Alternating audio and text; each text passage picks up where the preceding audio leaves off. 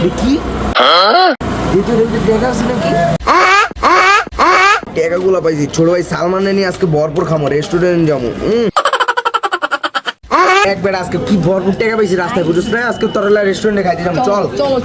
দাঁড়ান কই যাইতেছেন ভাই? রেস্টুরেন্টে যেতেছি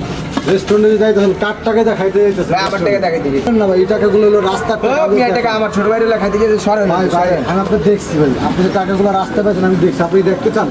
তাহলে আমি ভিডিও দেখাবো আপনার না ভাই সরি হ্যাঁ দেন এবার টাকাগুলো দেন আমি বলতেছি এমনও হইতে পারে কোনো রিস্কওয়ালার সারাদিনের পরিশ্রমের টাকা এখানে এই সারাদিন পরিশ্রম করার পর যে এই টাকার ইনকাম আর দিন শেষে যদি ধরেন সেই টাকাটা তার পকেট থেকে পড়ে যা বা তার মানে একটা হারায় যা তার কাছে কী পরিমাণ কষ্ট লাগতে পারে এটা আপনি বুঝতেছেন তার এটা আপনি ভুল বুঝতে পারছেন তো প্রিয় দর্শক আজকে আমার ভাই জয় বুঝতেই পারছে রাস্তায় পড়া টাকা খাওয়া যাবে না খাওয়া যাবে এই টাকা কি করতে হবে